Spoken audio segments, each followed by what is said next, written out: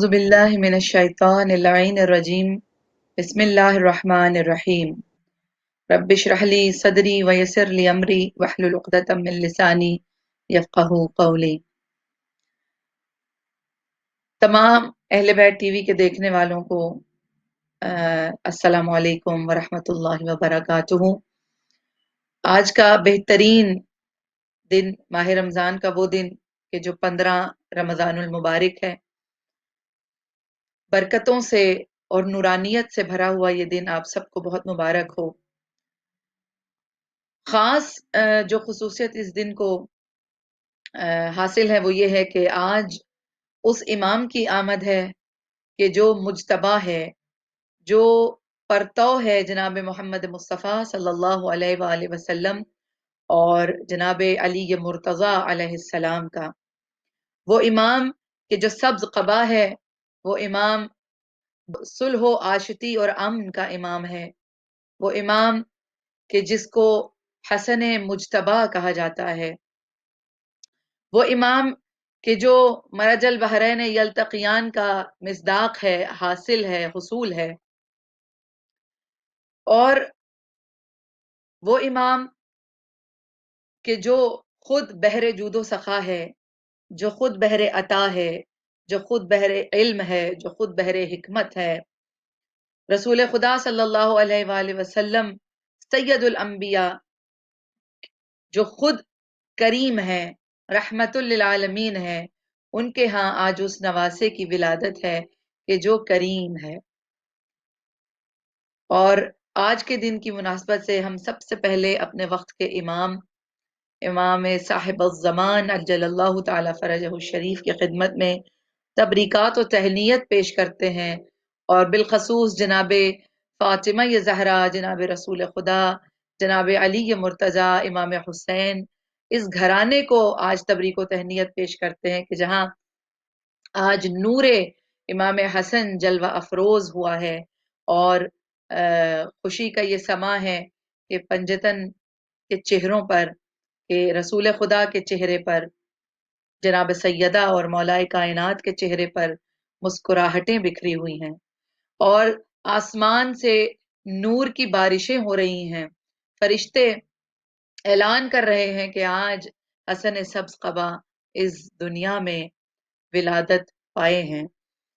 رمضان میں نزول ہے بس ایک ہلال کا، زمیں پہ آج چرچا ہے حیدر کے لال کا، آیا جو 15ویں کو یہ 14ویں کا چاند، شوق زیارت ملی صفیں کائنات نے باندھ، دیدار ہو رہا ہے اب حسن بے مثال کا، زمیں پہ آج چرچا ہے حیدر کے لال کا، نور جمال ایسا کہ نظر ٹھہرتی نہ تھی، جاہو جلال ایسا کہ نظر ٹھہرتی نہ تھی، ہر زباں پہ ورد ہے اب سورہ انفال کا، زمین پہ آج حیدر کے لال کا، چاند تاروں نے سجا رکھا ہے صحن مرتضیٰ، روئے زمیں پہ جو صرف داماد مصطفیٰ، ام ابیہا کو مل گیا آج بیٹا کمال کا، زمیں پہ آج چرچا ہے حیدر کے لال کا۔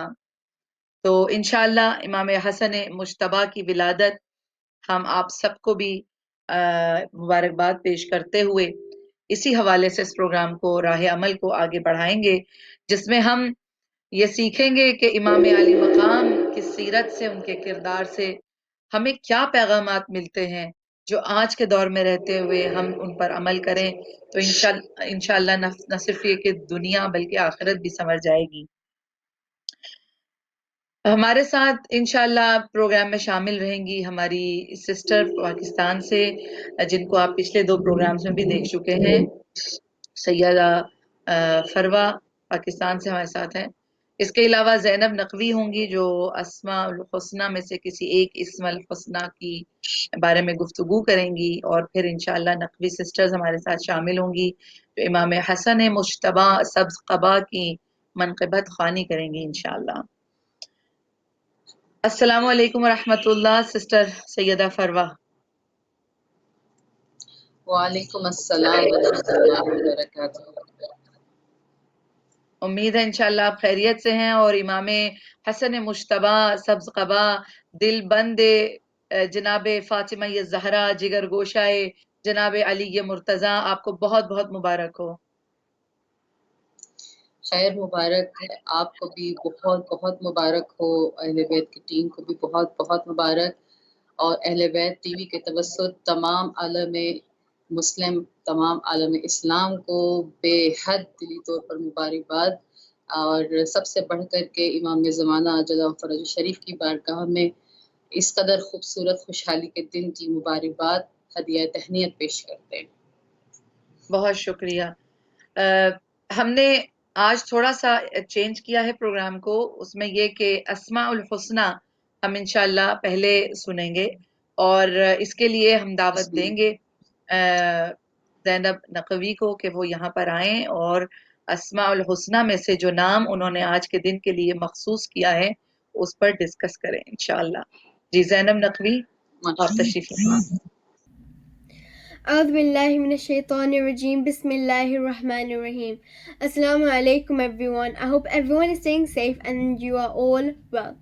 As you all know, from the past couple of weeks I have been talking about the Asma al-Husna, which you know are the 99 beautiful names of Allah subhanahu wa ta'ala.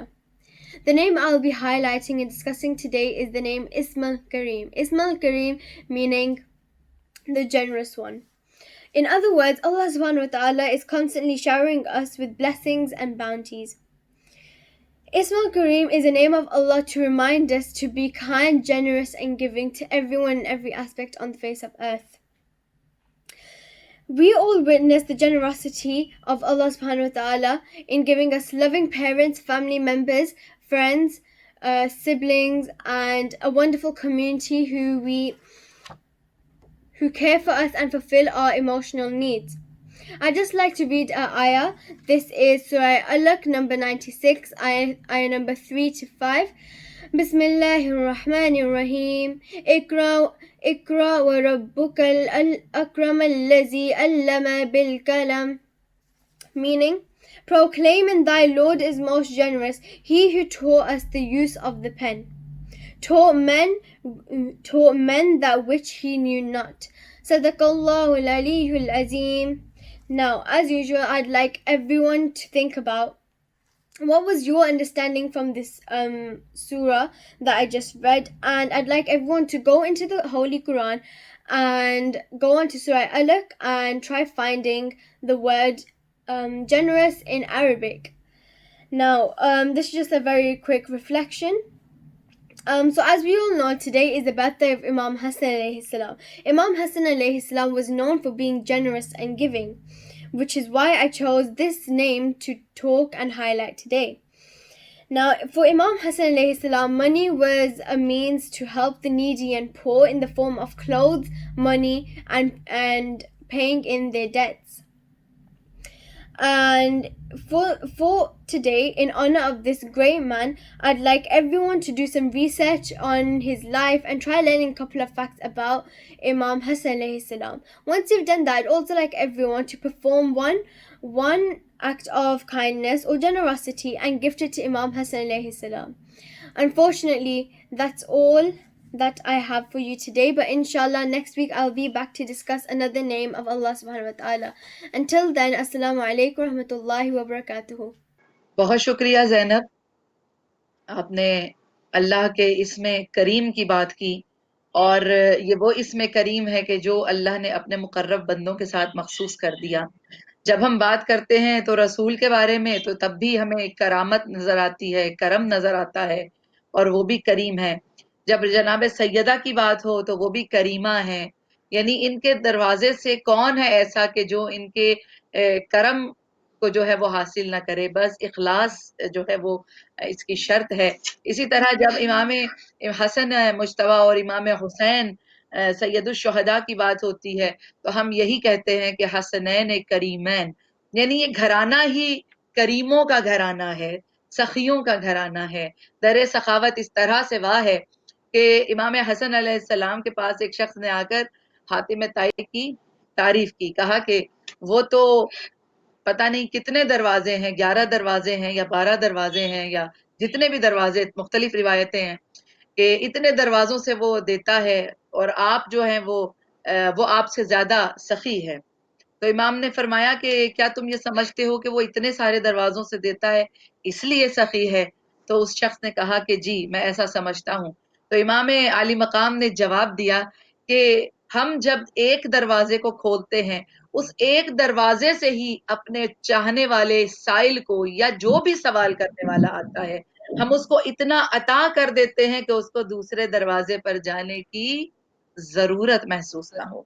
کریموں کا دربار ہے، سخیوں کا گھرانہ ہے.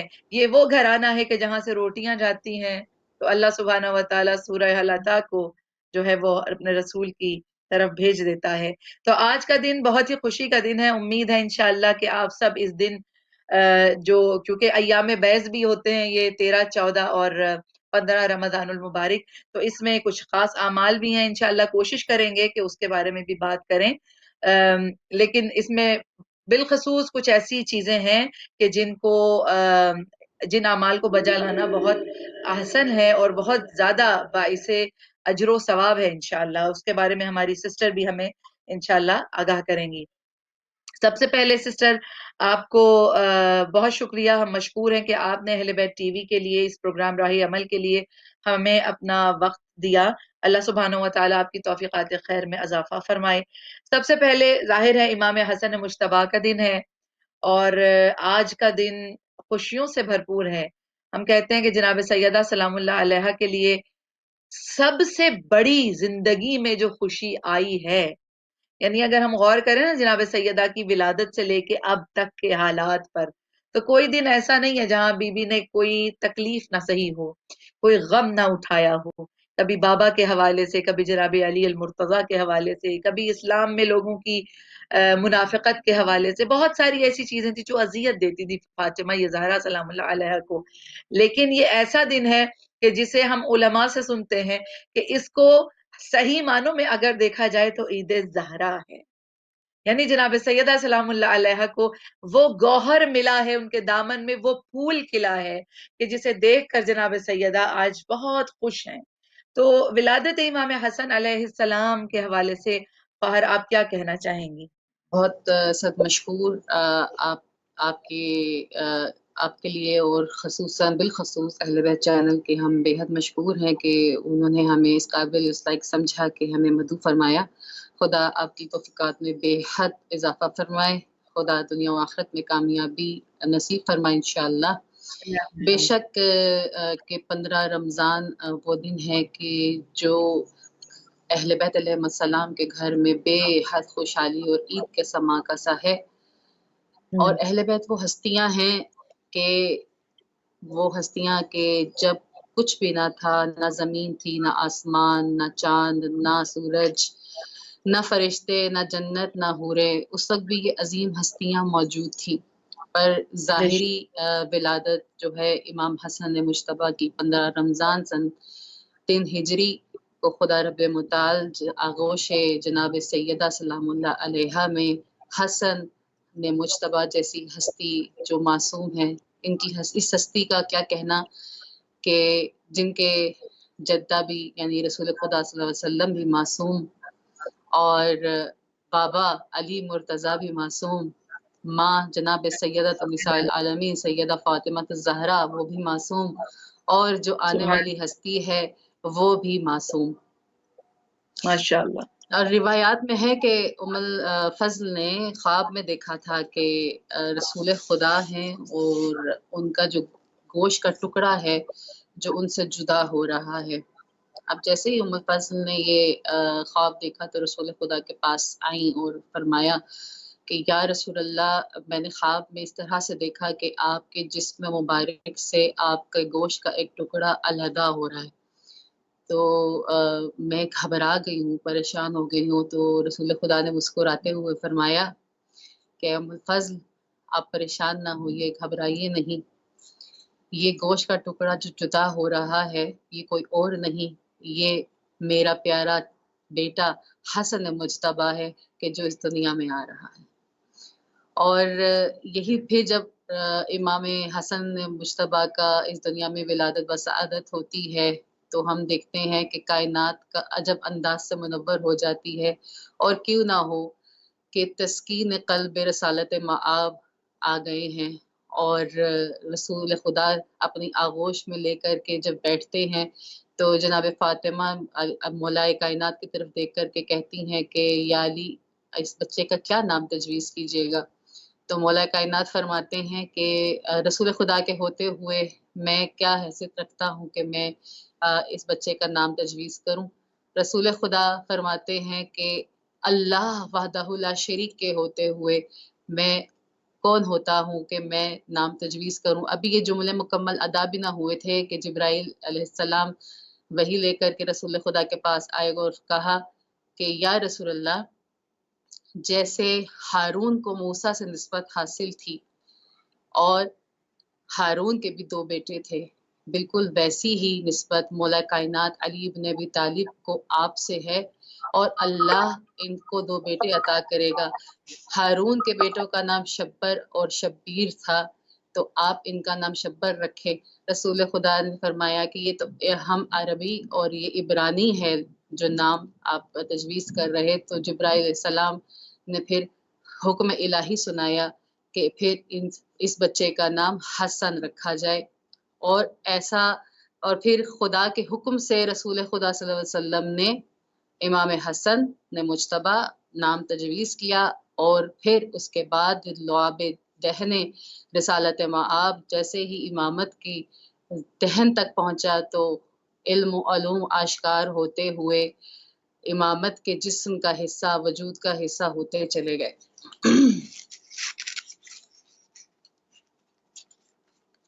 بہت شکریہ، آپ نے بہت خوبصورتی سے روشنی ڈالی کہ کیا، یعنی اس میں بھی آپ یہ دیکھیے کہ کتنے سارے پہلو ہیں ادب کے. یعنی اگر غور فرمائے انسان، ہم لوگ کتنی جسارتیں کرتے ہیں. تبھی تو دیکھیے پہلے بھی جو رسول کے دور میں بھی لوگ تھے وہ ایسے تھے کہ رسول کی عظمت اور ان کی مقام کو نہیں سمجھ پائے تھے، جس کی وجہ سے اللہ کو یہ کہنا پڑا کہ اے لوگو اپنے رسول، میرے رسول کی آواز پر اپنی آوازوں کو بلند نہ کرو. اور یہاں پر دیکھیے کہ گھرانہ اہل بیت کے اندر کس قدر تہذیب، کس قدر ادب اور تمدن جو ہے وہ پایا جاتا ہے. کہ جناب سیدہ اپنے شوہر سے پوچھ رہی ہیں کہ بیٹے کا کیا نام تجویز کیا، اور شوہر نامدار کہہ رہے ہیں کہ رسول اللہ صلی اللہ علیہ وآلہ وسلم کے ہوتے ہوئے میں ان پر سبقت کیسے لے جا سکتا ہوں. اور رسول اللہ فرما رہے ہیں کہ میں اللہ کے ہوتے ہوئے اس بچے کا نام کیوں کر تجویز کر سکتا ہوں. ان میں بہت ساری باتیں ہیں ہمارے سیکھنے کے لیے اصلاً، ورنہ یہ ان کی گفتگو ہماری تربیت ہی کا ایک پہلو ہے، تاکہ ہم ان چیزوں کی طرف توجہ کریں کہ اپنے سے بڑے کے لیے کیا احترام ہے، اور پھر اس بڑے سے بھی بڑا جو سب سے بڑا پروردگار ہے اس کی اس کا مقام اور اس کی اہمیت ہماری زندگیوں میں کیا ہونی چاہیے. امام حسن مجتبی کے حوالے سے خواہر بہت ساری ایسی ملتے ہیں، واقعات ملتے ہیں جہاں آپ کا صبر، آپ کا تحمل، آپ کی جود و سخا، آپ کی حکمت عملی، آپ کی سیرت و کردار، آپ کا حسن خلق جو ہے اس کی بہت ساری مثالیں ہیں. یعنی ہم ایک اس چھوٹے سے پروگرام کے اندر بیٹھ کر جو 45 منٹس کے لیے چلے گا، اس میں ہم پوری طرح سے یعنی حق ادا نہیں کر سکتے. یوں تو پوری زندگی بھی بات کریں تو حق ادا نہیں ہو سکتا، لیکن آپ کچھ ایسے پہلو امام حسن علیہ السلام کی زندگی کے کہ جن میں ان کی علمیت، ان کی امامت کا جو پہلو ہے، اور پھر دیکھیے کہ جیسے آپ نے ابھی فرمایا کہ کن ہستیوں کے درمیان امام حسن مجتبی ہیں، مجتبی the chosen one، جس کو اللہ نے چنا ہے. تو جناب سیدہ فاطمہ سیدۃ النساء العالمین، رسول مبین اسلام رحمت للعالمین، امام عالی مقام امام المتقین یعصوب الدین. تو ایسی بڑی بڑی عہدے والی شخصیات جو وہ عہدے دنیاوی بھی نہیں ہیں، وہ اللہ کی طرف سے جو عہدے دار ہیں، ان شخصیات کے درمیان جب ہم جناب امام حسن مجتبی کو دیکھتے ہیں تو کس طرح سے ہمیں نظر آتا ہے کہ ایک تو ان کی کردار کا کے کچھ پہلو آپ بتائیے، ڈسکس کیجئے ہمارے ساتھ، اور دوسرے یہ کہ خود امام عالی مقام علی ابن ابی طالب اور رسول خدا امام حسن کو کیسے متعارف کرواتے تھے. اس بارے میں ہمیں بتائیے. جی بجا بے شک اہل بیت علیہ السلام وہ گھرانہ ہے کہ جس کی منزلتیں، جس کی شان یہ ہے کہ ان کے صدقے سے ساری کائنات خلق فرمائی گئی، اور اس کے تمام تجلیات، علوم و ذخائر سب اسی گھر کے دروازے پہ ملتے ہیں. بس ہمیں جھک کر سلیقہ ہدایت آنا چاہیے کہ کس طرح سے لیا جائے اور کس طرح سے اپنے آپ کو تیار کیا جائے. اہل بیت علیہ السلام کہ دیکھیے کہ امام حسن بچپن سے ہی رسول خدا صلی اللہ علیہ وسلم کی گود میں رہتے ہیں، اور یہاں تک کہ جب رسول خدا مدینہ کی گلیوں میں ایک طرف امام حسن اور امام حسین کو سوار کروا کے جاتے ہوئے تو لوگ کہتے ہیں کہ یا رسول اللہ یہ کس طرح سے آپ ان کو اپنے زانو اپنے کندھوں پر بلند کر کے لے کر جا رہے ہیں. تو فرماتے ہیں رسول خدا صلی اللہ علیہ وسلم کہ حسن الحسین سید الشباب اہل الجنہ، کہ حسن اور حسین تمام جوانان جنت کے سردار ہیں.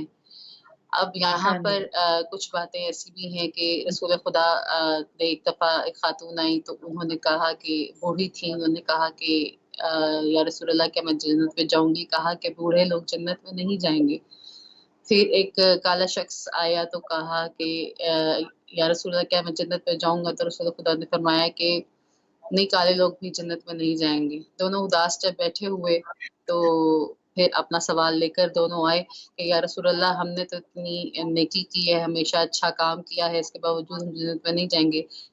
رسول خدا نے مسکراتے ہوئے فرمایا کہ میں نے یہ نہیں کہا کہ آپ جنت میں نہیں جائیں گے، میں نے یہ کہا کہ بوڑھے اور کالے جنت میں نہیں جائیں گے. پھر پوچھا کہ یا رسول اللہ آپ ہی تفسیر بیان کر دیجئے.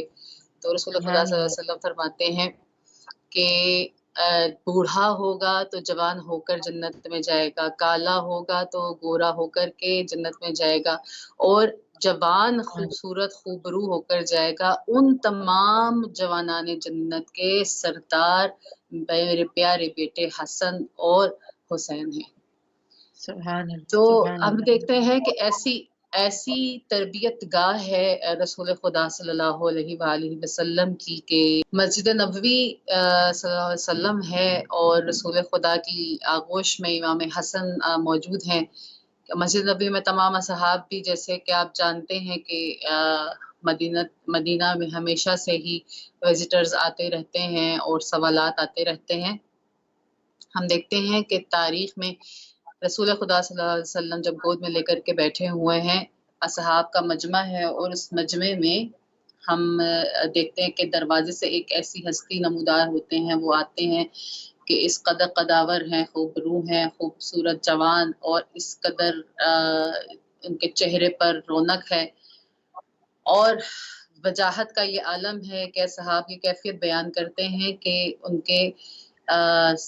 ان کی چہرے کی طرف دیکھتے جاتے تھے اور ہمارے قدم ہٹتے چلے جاتے تھے، اور ہم ان کے لیے راستہ ہموار کرتے جا رہے تھے.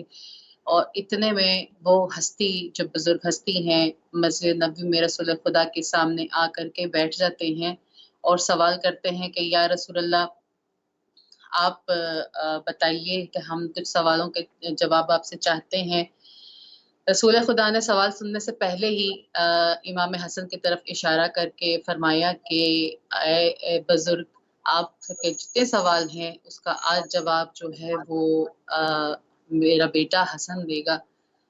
تو پھر وہ بزرگ جن سے ہیں انہوں نے اپنے سوال پوچھنا شروع کیے.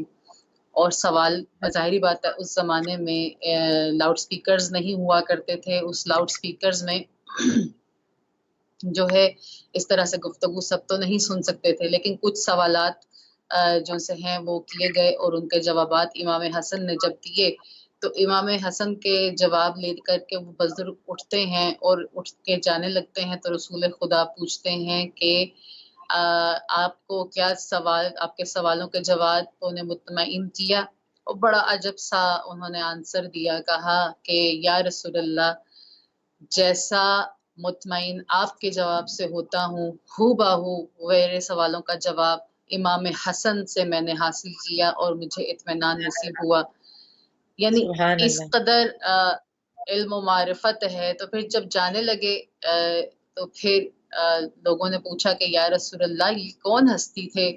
فرمایا کہ یہ خضر نبی تھے، اور آ کر کے انہوں نے اپنے معاملات ہمیشہ مجھ سے سوال پوچھے.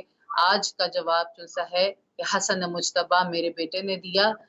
یعنی علوم کا وہ پیکر ہیں کہ جب رسول خدا صلی اللہ علیہ وسلم سے جو تقاریر سنتے ہیں، جیسے سنتے ہیں، منوعن آ کر کے اپنی ماں زہرا سلام اللہ علیہا کو سناتے ہیں، اور اس طرح سے سناتے ہیں کہ ایسا لگتا ہے کہ جس کے لیے جناب سیدہ فرماتی ہیں کہ ایسا لگتا ہے، جب مولا متقیان کو بتاتی ہیں کہ یا علی آپ آپ دیکھیے کہ امام حسن جب آتے ہیں مسجد نبوی سے خطبات سن کے، تقاریر میرے بابا کی سن کر کے، اور وہ مجھے جب سنا رہے ہوتے ہیں تو ہو بہو ایسا لگتا ہے جیسے میرے بابا گفتگو کر رہے ہوں. تاریخ میں اس جملے کو 2 دفعہ ڈسکس کیا گیا. ایک بار جناب فاطمہ زہرا نے ذکر کیا کہ حسن جب تقریر کر رہے تھے صحن خانہ میں، تو اس وقت ایسا لگ رہا تھا کہ جیسے میرے بابا تقریر کر رہے ہوں.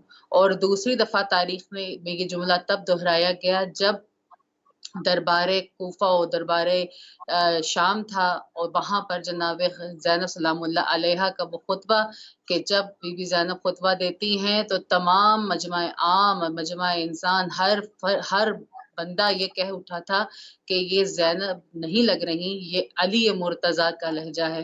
ہو بہو منوعن اس طرح کی آواز ہے اور اسی کا وہی انداز ہے.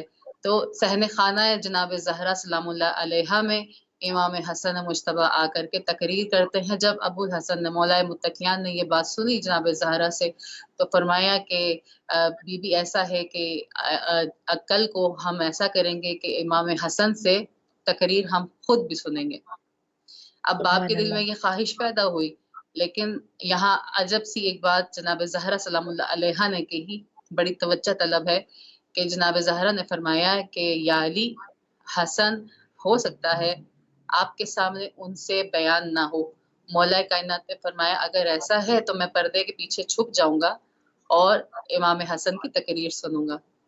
اب جب تقریر سننے کے لیے پردے کے پیچھے اگلے دن مولا کائنات بیٹھے ہوئے ہیں، روزانہ اس قدر تفصیل کے ساتھ، روزانہ اس قدر منوعن بیان کرنے والی، بغیر رکے، بغیر ہچکچاہٹ کے گفتگو کرنے والی ہستی امام حسن کی، لیکن آج ان کی زبان اجازت نہیں دے رہی کہ گفتگو کرے اور رسول خدا کا وہ خطبہ اپنی ماں کو سنا سکے. اب پردے کے پیچھے مولا کائنات موجود ہیں. یوم حسن وہاں پر کھڑے ہو کر جب تقریر کرنا شروع کرتے ہیں تو ان سے بیان نہیں ہو پاتا. تو مادر گرامی پوچھتی ہیں کہ اے میرے پیارے بیٹے حسن، کیا ہوا آج اتنا رکنا کس وجہ سے ہے؟ تو امام حسن نے مسکرا کر کے، سر جھکا کے اور بہت مؤدبانہ انداز سے کہا کہ اے مادر گرامی، آج مجھے یہ محسوس ہو رہا ہے کہ میرے بابا یہاں موجود ہیں. یعنی دیکھیے کہ علم امامت کتنا ہے، یہ معلوم رکھتے ہیں کہ امام وقت پردے کے پیچھے موجود ہیں. یعنی امام کے بھی، امام کی عزت و تکریم کس طرح سے ہے کہ الفاظ ادا نہیں ہوتے. پھر اگر دنیاوی نظر سے دیکھا جائے تو باپ کا احترام، باپ کی محبت، باپ کی عزت کس قدر عظیم ہے. حالانکہ یہ دیکھیں نا کہ امامت کے درجے پر فائز ہیں دونوں، باپ بھی تو بیٹا بھی، لیکن باپ اور بیٹے کا وہ معیار بیان کر دیا کہ جب باپ گفتگو کر رہا ہے، باپ کی موجودگی ہے، تو پھر امامت کا پہلو پہ کس قدر علوم ہی کیوں نہ ہو، لیکن اس وقت میں اپنے سر کو جھکا لینا، تعظیم کر لینا، ادب کو اختیار کر لینا، اخلاق کا دامن تھام لینا اور اپنی زبان کو کنٹرول کر لینا، اس طرح سے ہے. اور آج کے دور میں جس میں ہم رہ رہے ہیں، وہاں پر آج کا بیٹا، آج کی بیٹی اپنے باپ کے سامنے، ماں کے سامنے کس قدر کھل کر کے بدتمیزی پر اتر آ جاتے ہیں.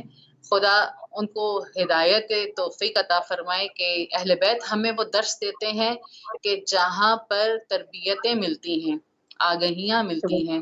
اور یہی وجہ ہے کہ مولا کائنات جب کوفہ کی مسجد میں سوال کے لیے آتا ہے بادشاہ روم کی طرف سے نمائندہ، تو پھر اس وقت میں امام حسن مجتبیٰ کی طرف اشارہ کر دیتے ہیں کہ امام حسن ان سوالوں کے جواب دیں۔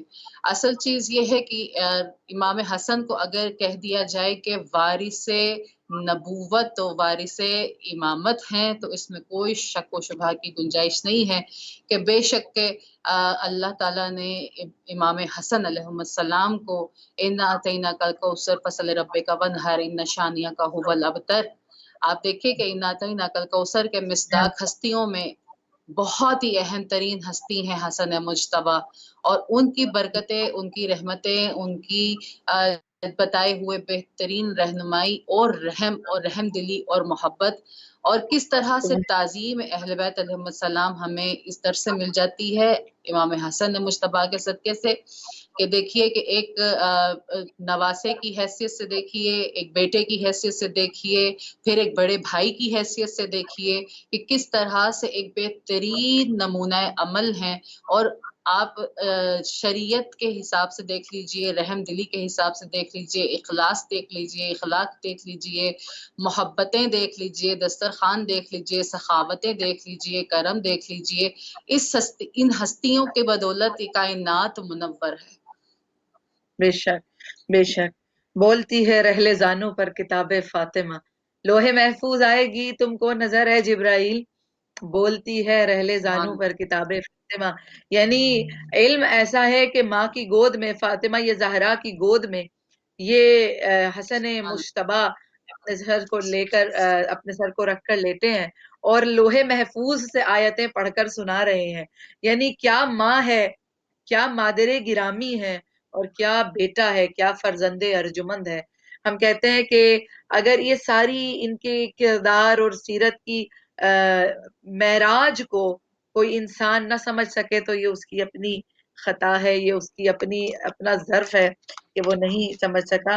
اور آپ نے بڑی خوبصورت گفتگو فرمائی، اور بالخصوص اس میں آپ نے جس طرف اشارہ کیا کہ وہ وقت کے جب رسول مبین اسلام کو لوگ ابتر کہا کرتے تھے، نعوذ باللہ من ذالک، العیاذ باللہ، جب جناب قاسم اور جناب عبداللہ بن محمد مصطفیٰ کا اس دنیا سے رحلت فرما گئے تو لوگوں نے بڑے تانے دیے، تو اس کے بعد اللہ سبحانہ وتعالی نے جناب فاطمہ الزہرا سلام اللہ علیہا کو رسالت مآب کی گود میں دیا، اور وہ آج یعنی وہ اس پھول سے گلستان محمدی کا آغاز ہو رہا ہے، یعنی وہ لوگ جو ابتر کہا کرتے تھے وہ بار بار یہی پوچھتے تھے، کیونکہ دیکھیے زمانہ جاہلیت میں تو یہ بھی بات عام تھی نا کہ اپنے باپ کا وارث یا جانشین اس کا بیٹا ہوتا ہے، تو لوگوں کو یہی انتظار تھا کہ رسول کے ہاں بیٹا تو کوئی نہیں ہے، رسول کے ہاں تو بیٹی ہے، بیٹی سے تو نسل نہیں چلے گی،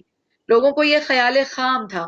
اللہ سبحانہ وتعالی نے انسان کی بنائی ہوئے اقدار اور انسان کے بنائی ہوئے سوسائٹی کے رولز کو بالکل ہی تہس نہس کیا ہے، رد کیا ہے۔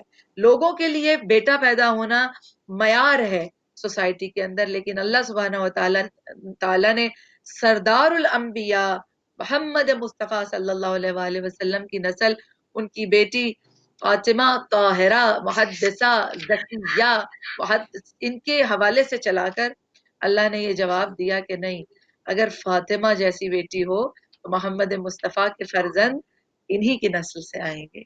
تو جو ابتر کہا کرتے تھے ان کے منہ آج بند ہو گئے ہیں، اس لیے کہ آج رسول کا بیٹا آ گیا ہے۔ اور یہی بات ہے کہ ہم یہ سنتے ہیں، کتابوں میں بھی پڑھتے ہیں کہ جب امام حسن مجتبیٰ کی ولادت کی خبر رسول خدا صلی اللہ علیہ وآلہ وسلم تک پہنچی تو دوڑے ہوئے گئے اور کہا اسما مجھے میرا فرزند لا کے دے دو، پہلا جملہ ہی یہی تھا، یعنی لوگ انتظار میں تھے کہ اس رسول یعنی محمد مصطفیٰ صلی اللہ علیہ وآلہ وسلم کے ہاں کوئی بیٹا نہیں ہے، تو جو دین رسول لائے ہیں، جس اسلام کی رسول بات کرتے ہیں، جو کتاب جو قرآن رسول پر رویل ہوا ہے، یہ نہیں رہے گا، کیونکہ ان کا تو کوئی وارث ہی نہیں ہے۔ آج وارث سید الانبیاء کی آمد ہے، ہم کہتے ہیں آج تو جو دعا مانگی جائے گی قبول ہوگی، اس لیے کہ کسی عام انسان کے گھر میں بھی کوئی خوشی ہو تو ان سے کوئی دست سوال دراز کرے تو وہ بھی اپنی استطاعت کے مطابق عطا کرتا ہے، دیتا ہے۔ تو آج تو ان کے گھر کی خوشی ہے کہ جہاں کائنات کے مالک بستے ہیں، جہاں وجہ وجود کائنات بستے ہیں، تو یہاں امام حسن مجتبیٰ کے صدقے میں جو بھی مانگا جائے گا یقیناً اللہ سبحانہ و تعالیٰ وہ عطا فرمائے گا۔ اور ہم سمجھتے ہیں کہ اس موقع پر جس پینڈیمک سے ہم سب گزر رہے ہیں پوری دنیا، اس موقع پر امام کے صدقے سے، امام حسن مجتبیٰ کے توسل سے ہم اللہ سبحانہ و تعالیٰ سے دعا کرتے ہیں کہ پروردگارہ تو ہمیں اس مشکل وقت سے جلد از جلد نکال، جلد از جلد مسجدوں کو، امام بارگاہوں کو آباد فرما، تاکہ تمام مومنین تیرے حکم کے مطابق معانقہ کر سکیں اور ایک دوسرے سے ہاتھ ملا سکیں، ایک دوسرے کی زیارت کر سکیں انشاءاللہ بحق جناب امام حسن مجتبیٰ علیہ السلام۔ بہت شکر گزار ہیں، آپ نے بہت خوبصورت انداز میں امام کی بچپن کے بھی کچھ واقعات بیان کیے اور ان کی حکمت، اور اب حکمت کی جہاں بات آتی ہے، ظاہر ہے امام ہے، چاہے وہ بچپن میں ہو، چاہے وہ اپنی سن جوانی میں ہو، چاہے بڑھاپے میں ہو، امام کی عقل، شعور، امام کی حکمت، امام کا علم اللہ کی طرف سے ہے، اور اس میں کبھی کوئی یعنی کمی نہیں آتی، کیونکہ ان کے کردار، ان کی سیرت، ان کے اذہان، ان کے قلوب، ان کی ارواح، ان کے انوار کی اللہ سبحانہ و تعالیٰ نے خود گارنٹی دی ہے۔ بعض اوقات اس طرح سے، کیونکہ جب ہم امام حسن مجتبیٰ کی بات کرتے ہیں تو سب سے پہلی چیز جو ذہن میں آتی ہے وہ آتی ہے کہ امن کے امام ہیں۔ بہت سے لوگ یہ سوال کرتے ہیں، ظاہر ہے کہ ہم آج ولادت ہے امام کی، لیکن ان باتوں کا ہونا بھی اب کسی حوالے سے ضروری ہوتا ہے کہ امام علی مقام اور امام حسن مجتبیٰ اور امام حسین سید الشہداء، ان دونوں کو لے کر لوگ کئی بار آپس میں ایک کمپیٹیٹیو بات کرتے ہیں کہ دیکھیے امام حسن علیہ السلام نے صلح کی تھی تو امام حسین علیہ السلام نے جنگ کیوں کی؟ یہ دونوں چیزیں ایک دوسرے کے مترادف ہیں۔ تو بالکل تھوڑا سا ہم چاہتے کہ جو لوگ کوشچن کرتے ہیں ہم سے بھی، لوگ کئی بار یہ بات پوچھتے ہیں، تو ہم چاہتے کہ اس پر آپ تھوڑی سی روشنی ڈالیے۔ بے شک سبط نبی صلی اللہ علیہ وسلم اور مجتبیٰ ہیں چنے ہوئے، امام حسن مجتبیٰ اور گوشائے جگر علی مرتضیٰ ہیں، تو جگر تو علی مرتضیٰ جیسا ہے، تو جنگ کے میدان میں آئے تو جب ذوالفقار حیدری چلتی ہے تو پھر بہت سارے قلوب بہت روشن ہو جاتے ہیں اور کفر ختم ہو جاتا ہے، حق چھا جاتا ہے۔ لیکن جہاں تک یہ امام حسن علیہ السلام جو کہ وارث نبی بھی ہیں اور وارث امامت بھی ہیں اور خود بھی امام ہیں، بے شک کہ بہترین طریقے سے کائنات کے لیے سرنامہ ہدایت ہیں، کیونکہ یہ حجت خدا ہیں، اور حجت خدا جو کام بھی انجام دے وہ ہمیشہ عالم انسانیت کے لیے بہترین ہی ہوتا ہے۔ اب حدیث رسول صلی اللہ علیہ وآلہ وسلم ہے کہ حسن اور حسین علیہ السلام دونوں امام ہیں، چاہے صلح کریں یا جنگ کریں، یہ واضح طور پہ رسول خدا فرما رہے ہیں۔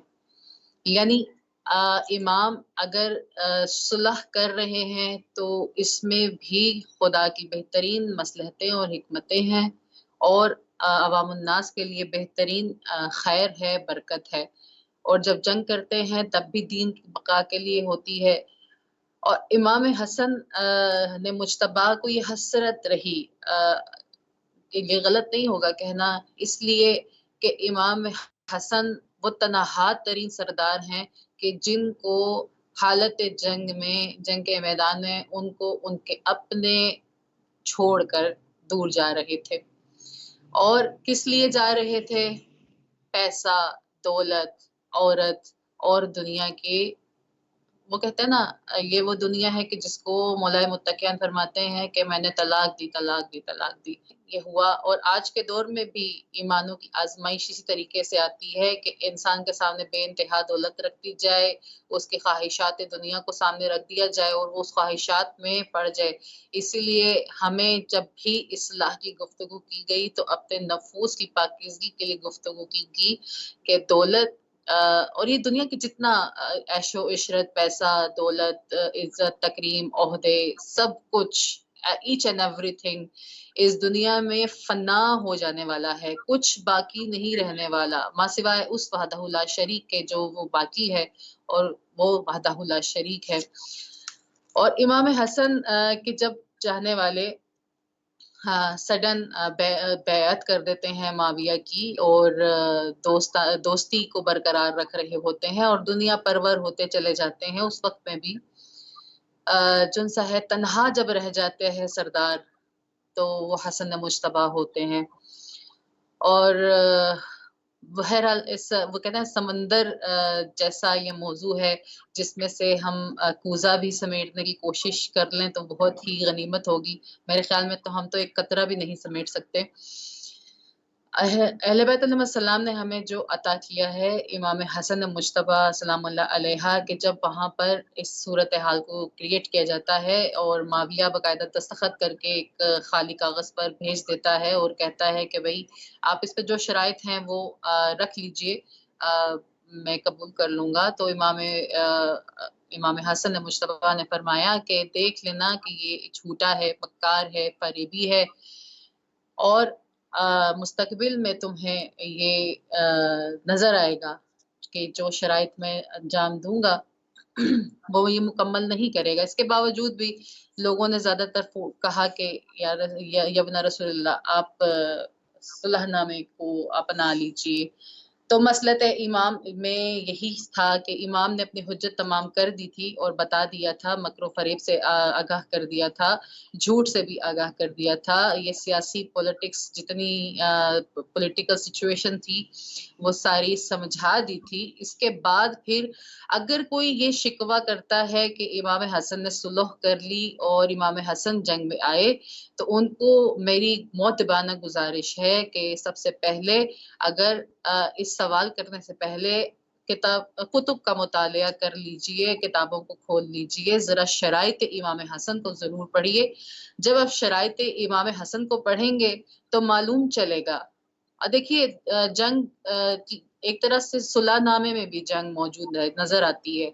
اگر آپ غور کیجئے جو وعدہ خلافی کر لے, جو وعدہ توڑتا ہے, اصل میں وہ جنگ ہارتا ہے, اور جس نے وعدہ لیا تھا وہ جنگ جیت جاتا ہے.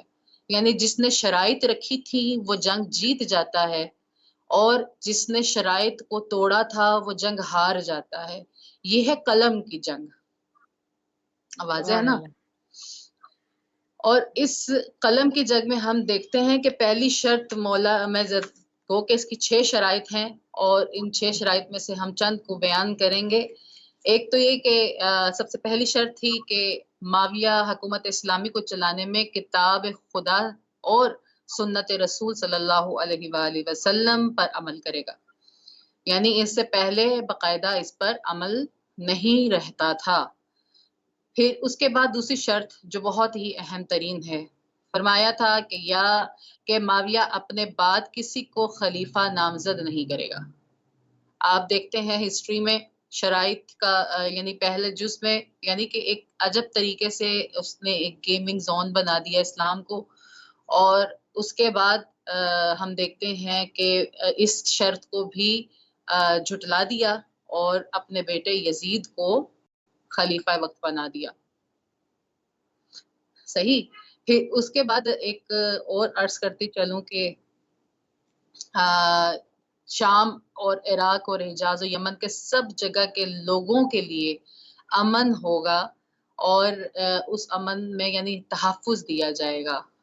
لیکن آپ کے سامنے ہے کیا صورتحال کریٹ ہوئی. لمبی تمہید کی بس ایک مختصراً یہاں بیان کر رہے ہیں. پھر ہم دیکھتے ہیں کہ مولا فرماتے ہیں شرائط میں ایک اور بات کہ اصحاب علی اور اولاد علی اور شیعان علی کی جان، مال اور ناموس کی حفاظت کی جائے گی، انہیں محفوظ رکھا جائے گا.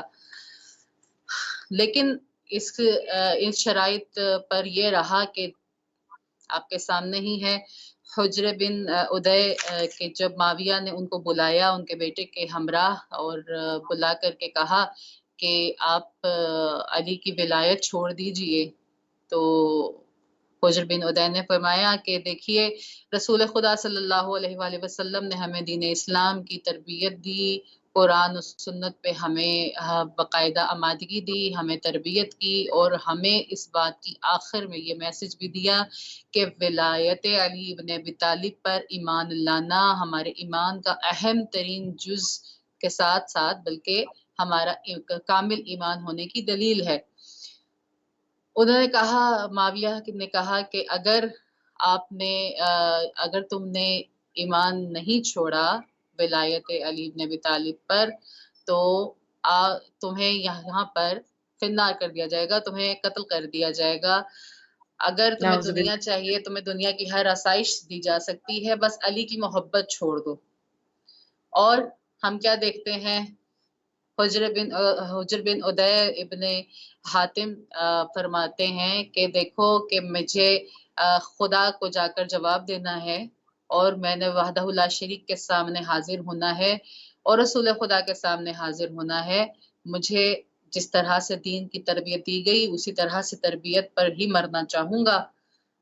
تو کہا کہ اچھا پھر کیا چاہتے ہو؟ کہا کہ پھر اگر ایسا ہے کہ تم مجھے قتل کر دینے والے ہو تو سب سے پہلے میرے بیٹے کو میری آنکھوں کے سامنے ہی اس دنیا سے بھیج دو. کیوں؟ پوچھا کیوں؟ کہا کہ اس لیے کہ میں نہیں چاہتا، مجھے یہ برداشت نہیں کہ اگر میرا قتل دیکھ لے میرا بیٹا اور خدا نخواستہ بہک جائے اور ولایت کا منکر ہو جائے اور اہل بیت علیہ السلام سے دور ہو جائے، دنیا پرست ہو جائے، یہ مجھے برداشت نہیں ہوگا. تو ہم دیکھتے ہیں کہ جب معاویہ نے ایک مولا کے چاہنے والوں کو ایسا ماحول ہی نہیں دیا کہ جہاں پر ان کی ناموس، ان کی عزت، ان کی جان کو حفاظت ملی ہو، اور ہم دیکھتے ہیں کہ ان کو شہید کر بس دیا گیا، اس کے باوجود شرائط جو کو بھی توڑ دیا گیا. بالکل جو بھی یعنی شرائط تھی ان کی پاسداری نہیں کی گئی، اور ظاہر ہے پھر یہی آگے ریزن بھی بنی جناب امام حسین علیہ السلام کی کہ انہیں کربلا جانا پڑا اور اتنی بڑی سیکریفائس، قربانی عظیم پیش کرنا پڑی. ہمارے پاس دامن وقت میں زیادہ گنجائش نہیں ہے، ہم بہت معذرت خواہ ہیں، لیکن یہاں پر ہم نقوی سسٹرز کو دعوت دیں گے کہ وہ آئیں اور امام حسن مجتبیٰ کے اس ولادت کے پر مسرت دن پر، پر نور دن پر ان کی حوالے سے مدحت ان کی یہاں پر بیان کریں انشاءاللہ. تو نقوی سسٹرز یہاں پر تشریف لائیں گی. اللہم صلی علی محمد وآل محمد وعجل فرجهم. جناب امام حسن آگے ہیں، جناب امام حسن آگے ہیں، سبھی آسماں بھی زمین پہ بچھے ہیں، سبھی آسماں بھی زمین پہ بچھے ہیں، زمین پہ وہ شاہ زمن آ گئے ہیں، جناب امام حسن آ گئے ہیں، جناب امام حسن آ گئے ہیں. ان آنکھوں کو یا رب محمد بنا دے، علی جیسا اس دل کو واحد بنا دے.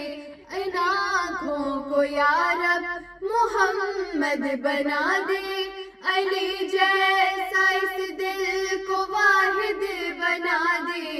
زیارت ہے درگاہ مولا حسن کی، زیارت ہے درگاہ مولا حسن کی، وہ زہرا کا لے کے سخن آ گئے ہیں، جناب امام حسن آ گئے ہیں، جناب امام حسن آ گئے ہیں. یہ توقیر رمضان کو جس نے دی ہے، وہ ہر ایک نے رحمت کی صورت ملی ہے.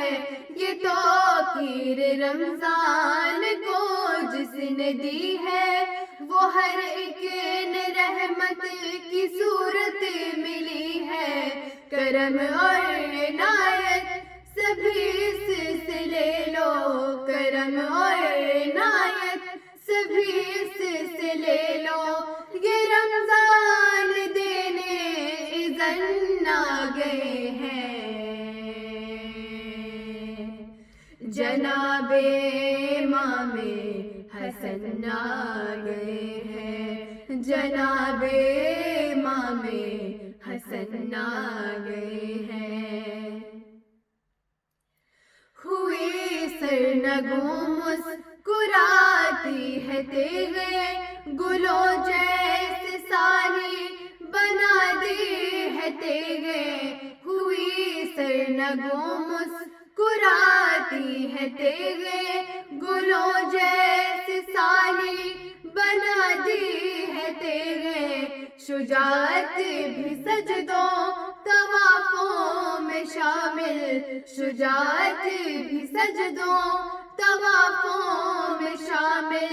کعبۂ امن کا امن آ گئے ہیں،